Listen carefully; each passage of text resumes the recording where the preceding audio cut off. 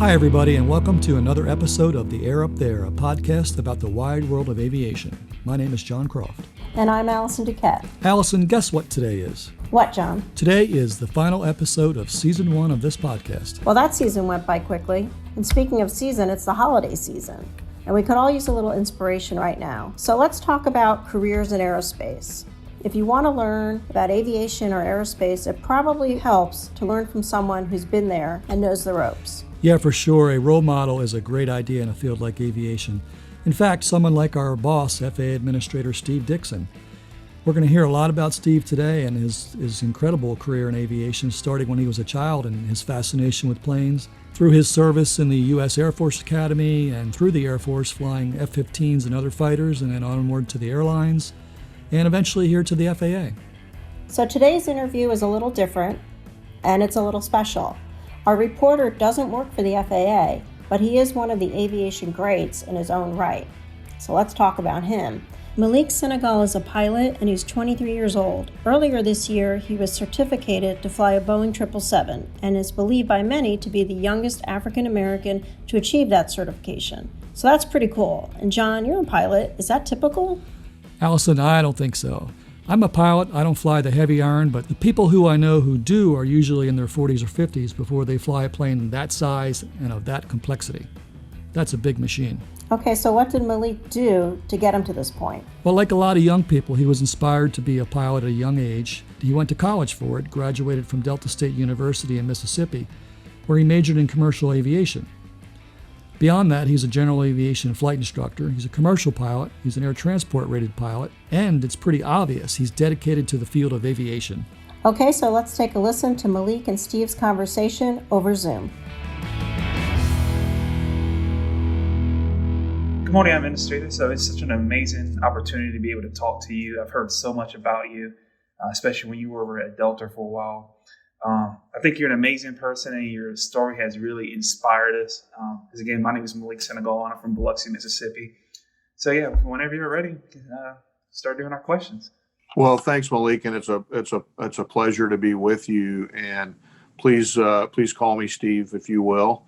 But I'm excited about the great start that you're off to in your professional life. So you've got an exciting story to tell, and I think very inspirational as well. So it's a privilege to be with you. Thank you so much. So I see that your interest in aviation started very, very early. I just would like to know what first sparked your interest in airplanes. Well, my dad was a military pilot, and actually we share a little bit of a common heritage in the sense that my mom actually had a piano scholarship to Delta State when it was Really? Delta State Teachers College back in the 50s. And she ended up going to nursing school. But my parents met in Mississippi when my father was going through flight school in the Air Force. And, my grandfather was in the Army in World War II. My father went to West Point and decided to become an Air Force officer and a pilot. And so my interest really started when I was very young, really probably, 4 or 5 years old, actually, when I would, he would leave for what seemed like a little kid to be long periods of time because he would have to go on deployments and come back. And so we were always excited for him to come home. But my mom would take my little brother and I out to sometimes to the airport, because this was in the Air Force base. This was when they would go out and do a lot of practice landings because they didn't really have full flight simulators at the time. So a lot of the training that they did was much more, in the airplane. So they would have to go out and do practice approaches and all that. That a lot of stuff that you do in the simulator now. So I had a chance to, see, I would know that was his airplane, flying around in the traffic pattern. And at the time it was a B-47, which was, one of the first swept wing, jet engine, jet airplanes. And so that's really where my interest started, was just, knowing what his career was. And I think a lot of us want to be like role models that we have. A a lot of times our parents, but it could be a teacher or another mentor that exposes us to an opportunity, and that's where my interest really started. Definitely. So when did you take your first flight? Well, that was actually for we were in the process of moving. My family had moved up to Dayton, Ohio, which holds a special place in aviation. That's where the Wright brothers Definitely. were from. But my dad was stationed at Wright-Patterson Air Force Base, and he got an assignment to go to Ankara, Turkey. So we were our family was moving to Turkey, but en route, there was the New York World's Fair, and I think it was fall of 1964, 1965. And so my parents actually were already up in New York, and one of our neighbors put my brother and I on a TWA flight by ourselves from Dayton to New York City. And so that was my first flight on an airplane when I was probably, I guess, about 7 years old. Not bad. Okay. So when was your first flight as actually a pilot? How about that? Well, it was, so my first flight as a pilot really was a few times as a teenager.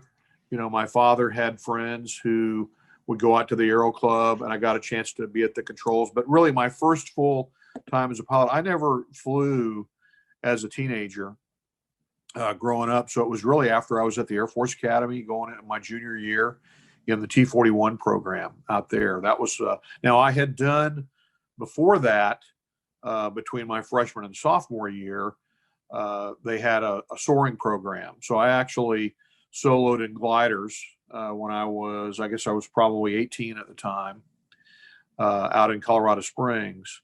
And that was my first time, kind of being in an airplane by myself. And then a couple of years later in the T-41 program, and T-41 is essentially a turbocharged Cessna 172. It's what they use on their basic flight school program out at the Air Force Academy. And it was one of the precursors to actually going to pilot training in the Air Force after I graduated. Yeah, that's such an amazing story. So I've read a lot about you. I've seen all the airplanes that you've flown. So what is your favorite airplane that you've flown professionally, and why? Well, I mean, my favorite airplane was the F-15. And a lot of that was because of the mission and the design of the airplane and the performance of it. It was just a great airplane. The air-to-air mission was very exciting, very dynamic. It taught you a lot about decision making and judgment, and and a lot about leadership too, because when you check out as a flight lead and an instructor, you're operating as a crew in a way, but it's just that the other crew members are in a different airplane. And so if you're leading a four-ship, or I had the opportunity to lead probably 80 airplane packages at some exercises, and learned a lot about flying, and had the opportunity to do a lot of flying in Europe and a lot on some of the tactical ranges, and particularly in the western part of the U.S. So that was the coolest airplane I've ever flown. Now, commercially, for big jets, I think my favorite airplane is the 757, and it just was it's comfortable, it performs very well, and it was a groundbreaking design, because the 757 and the 767 were the first airplanes that were built that had extended twin engine operations out over the ocean. And when my dad flew the B-47, for example, he never could believe for his entire, aviation life, and even after he retired, that we flew across the ocean on two engines, because they had six engines on the B-47. And that just shows you the advances in reliability, of the airframe and the engines that had been made, over those couple of decades. And the 757 design dates from really the late 70s and early 80s. And it really was a very capable airplane. So I'd say overall, that was probably my favorite commercial jet to fly. Yeah, it was such an amazing airplane. I hate they stopped building it. So this is the thing that most intrigues me about you. You know, you worked really hard in the Air Force Academy, and I see that you had a desire to work on medicine. So how did that shift? Like, what made you go from to the medical field to aviation? Yeah, it was. I had met some through my dad's acquaintances. I had met some of the flight surgeons, Air Force flight surgeons, and my dad had a couple of close friends who were flight docs, and always had a lot of respect for what they did. And I was interested in chemistry and biology, in addition to engineering, when I was going through high school. And so I thought, well, how about the best of both worlds? Maybe I'll be a flight surgeon and and be able to fly. And when I got to the Air Force Academy, I actually started out as a chemistry major. And after a semester, I decided, I was in the environment, and decided that what I really wanted to do was get my wings and fly airplanes. So I decided to shift to engineering sciences, which was essentially a combination of aeronautical and mechanical engineering, and decided to get my engineering degree. And never have had any regrets about that, but it certainly was a different path I could have taken. I just decided to go, full into aviation. Gotcha. Yeah, seems very, very hard. I know I couldn't do it. Oh, I'll bet you could. I mean, you've already accomplished a tremendous. I think about what I was doing when I was 23 years old, and it wasn't getting a 777 type rating. So, again, that's great. That. Thank you. So, as you know, pilots are by the nature of the work leaders. So, what life skills do you feel like people need to have in the cockpit, and how would they translate to life outside of the cockpit? Yeah, that's a really great question, and I think that there's a multifaceted answer there. It used to be, I would say, back in the probably 70s and earlier, that being part of a crew, it was fairly autocratic, and by that I mean there was kind of a formal chain of command, and then whatever the captain said, that's what everybody had to do. And what the industry has realized, and what the science has shown over the years, is that you really need to be able to be an open and collaborative leader. And really, that's how there's a lot that you learn about team building, and about helping the fellow members of your team, even if you're in a leadership role, understand how to back decisions, and really the importance of explaining why you're doing certain things. So I think that one of the things I learned about leadership was the importance of being open and communicating and listening when you can. Now, sometimes you have to because ultimately a leader has to make decisions, and you want to make informed decisions. When you're flying, you want to understand what the weather is. You want to understand the runway configuration, what the approaches are. You want to be prepared, right? Definitely. And so you put a lot into preparation.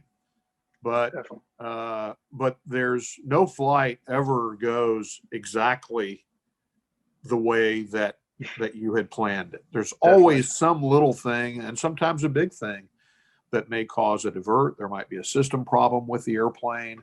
There are all kinds of things that can happen. So the more prepared you are, the more ready you are to handle those items, and you need to be able to work as a team. And the other thing is, you have to realize that no human being, our cognitive skills don't allow us to know everything all the time. And so there are things that if you're flying in a 2-pilot airplane, or if you're flying in a multi-ship formation, there are things the other pilots and the other crew members will see that you don't have. So you want them to feel open, and that they can talk to you and say, hey, you might want to look at this, or you might want to look at that, or this, I see this over here. And that's how you gather all of that information to be able to make informed safety decisions, so that you can have a safe outcome of your flight. So I think to wrap this up, really, I think the most important thing I learned about leadership was being open and collaborative, and being a good listener, so that you can make decisions. And then when you have to make a decision without, based on the limited facts, and because it has to be made quickly, then everyone will trust you in doing that, because they know that the reason you're making a quick decision is that you didn't have time, to consult with everybody. Definitely. Yeah, I think the biggest misconception is when, young people go into the airlines as a first officer, they think they're just a first officer. To me, I feel like the airlines are hiring you as a future captain. Absolutely. So going by that. In fact, Malik, I used to, every new hire class at Delta, and we hired, in my last few years, we hired probably 3,000 or 4,000 pilots. Right. And I spoke to every new hire class. And the first thing I told them was, after I congratulated them for being there, because there were a lot of people, who would want to be in the seats that they were sitting in. The first thing I told them was, you're not here because you're a good pilot. We expect that you know how to fly. You're here because we think you're an outstanding leader, and you'll be a great captain. And that's what you really want. And again, that's not an autocratic thing. That's really understanding how to build the team, and how to be open and collaborative when you make decisions. Most definitely. So the biggest question is, if you were to start your aviation career completely over again, what would you do differently? You're already very successful. Well, no, I mean, there are a lot of things. There are a lot of places where you come to a fork in the road, or the opportunity to make different decisions. And I don't know that. I mean, I've been very blessed, and I don't know that there's a lot that I would do differently. I think that maybe the first thing might be I think sometimes when you're young, you're always thinking about your next accomplishment. Like when you get into a fighter squadron, it's okay, when am I going to, when am I going to be a 2-ship flight lead, or when am I going to be a 4-ship, or when are they going to check me out as an instructor, or when will I be a large force employment mission commander? Same thing at the airlines. When am I going to upgrade? Or when am I going to move to wide body equipment and fly international? And I think there's a lot to be said, as you get older, for really being in the moment, enjoying the moment for what it is. You never really know. My dad told me that something that I always remembered when I was having challenges, either as a cadet or going through a time, that was difficult, is that you wake up every morning and think about, that's another chance to excel, another chance to do your best. And so I think that, being humble, being thankful for what you have, and doing the best that you can at the job that you have. That's really the best way to prepare for that next step. I think sometimes we get a little wrapped up into preparing ourselves for the next step, and that's important. But we don't necessarily stop and enjoy those years Definitely as much as we probably could. Definitely, most definitely. Yeah, often it seems like you're driving down a road and you think that's the end of the road, but then it keeps going. So right, that definitely taught me a lot of this during the pandemic.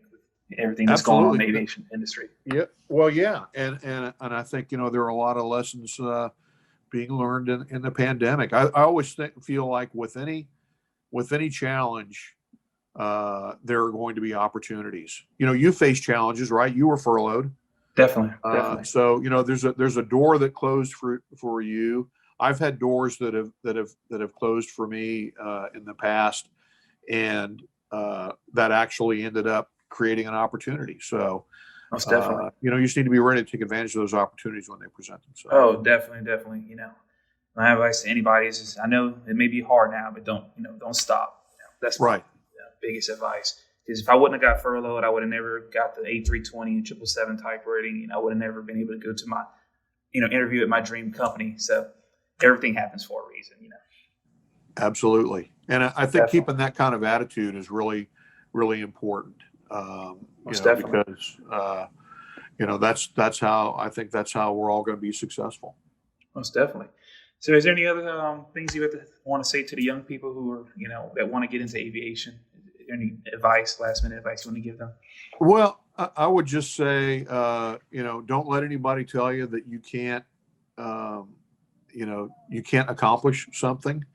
There are things that I thought, boy, I'm not sure I could ever do that.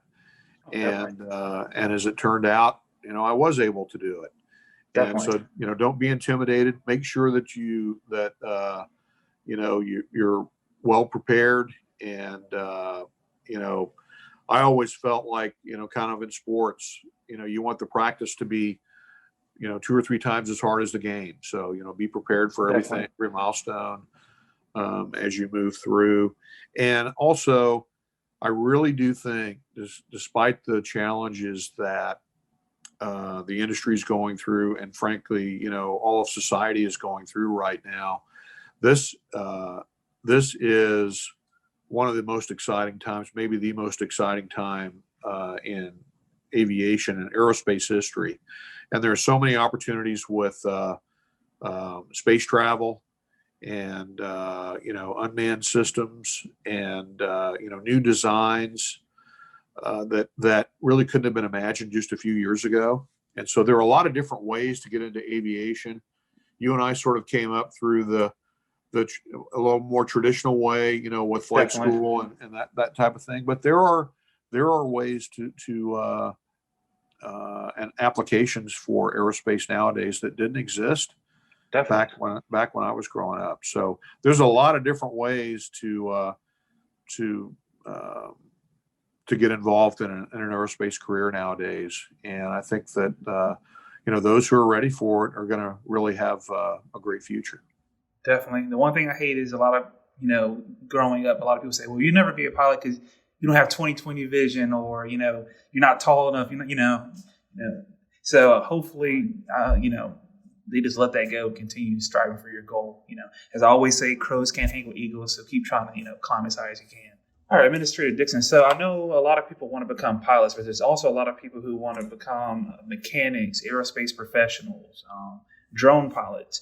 Is there any advice that you have for them, or people who want to become one of those different pathways?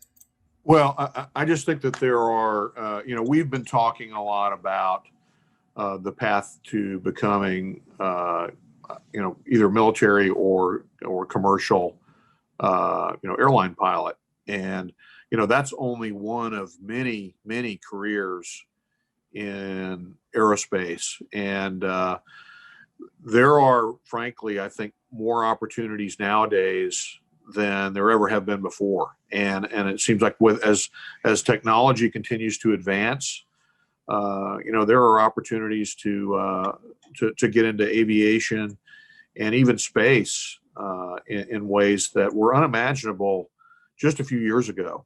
For example, I was down at Kennedy Space Center for the first NASA Crew Dragon launch, the first operational launch a couple of weeks ago, and had the chance to be with about 25 or so middle and high school students and talk to them about opportunities in aerospace careers, whether you're interested in engineering or being an astronaut, and we're seeing the beginnings of low Earth orbit, essentially being commercialized. And it used to be, up until these commercial space companies, and really the pivot from government launches to commercial space back in the mid 2000s. So it's taken about 15 years or so. But now we're seeing the private companies doing what it took countries to do before. And so that whole low Earth orbit, SpaceX, for example, has I think over 900 high-speed internet satellites that they put up, and they've actually pretty soon, I think within a few years, they will have more satellites on orbit than the entire history, of space programs of all countries, over the decades. So there's a lot of exciting stuff going on there. Part 107, drone pilot is another one. My son has a videography business, and he's a drone pilot.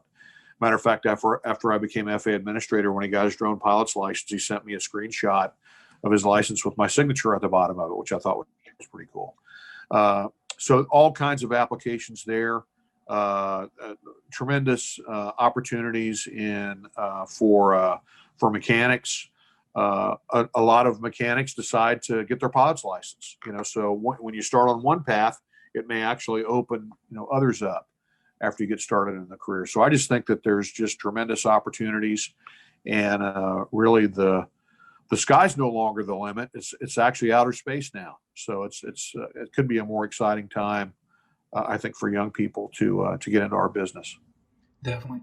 And I see, well, you said that the kids were down here. I could only imagine what their faces look like, seeing a rocket launch for the first time. Because I lived in Biloxi, Mississippi, and we have Stennis Space Center maybe 50 miles away. And you can still feel the rocket engines just, rattling your window. So can you tell me about that? What it was like for the kids down there? It's exciting. Well, we were about 4 miles away from the actual launch. I had the opportunity to actually go out to the launch pad. And I remember watching the space shuttle launch from several miles away. But again, that was a government operation. This is actually a private company that's built that people will eventually be able to buy a seat on. And the FAA is actually responsible for licensing those launches, because we're responsible for the safety of the public and national security, for everything that needs to be accounted for during the launch trajectory. And we've got to remember, the FAA runs the air traffic control system, and that's another career opportunity, is air traffic control. So again, a lot of exciting ways to get into aviation, and I think a lot of opportunities for anyone who's interested.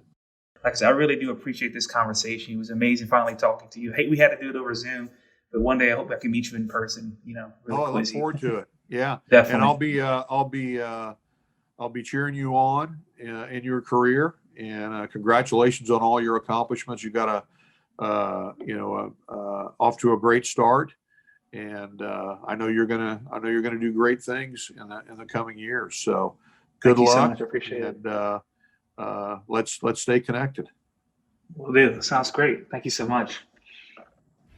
My pleasure.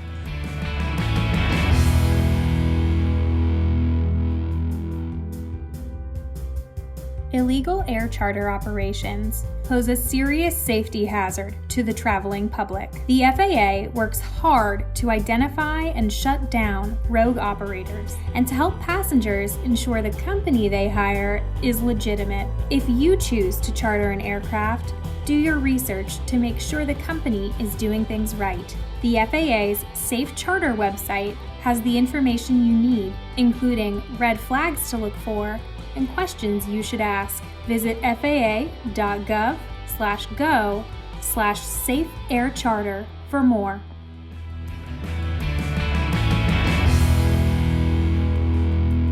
Well, that was really cool. The administrator sure comes alive when he's talking about aviation, and in particular, the next generation of aviation and the aerospace workforce. You can hear his passions shine through. You sure can, John. And one thing I thought was really great about this interview was that even if you don't want to become a pilot, there's a takeaway for you. If you're a young person, I think what you learn from this is that you need a role model, you need some experience, you need some exposure, you need to look for opportunities. And if you're an adult, be that inspiration for a young person. Like Steve said, he had those people in his life. So if you have an amazing career or something you're excited about and you love doing, share it with a young person. Get them in the airplane, get them to the hangar, or get them, to whatever it is that you do in life that you're inspired about, and share it with them. And you might just be that person that, really makes an impact on them. That's awesome, Allison. Thanks for wrapping that up so well. And we'll be back next year with another season of The Air Up There. If you like today's show, share it with someone. We also invite you to rate and review us on Apple Podcasts. And don't forget to follow us on social media. You'll find us on Twitter, Facebook, Instagram, LinkedIn, and YouTube. Happy holidays!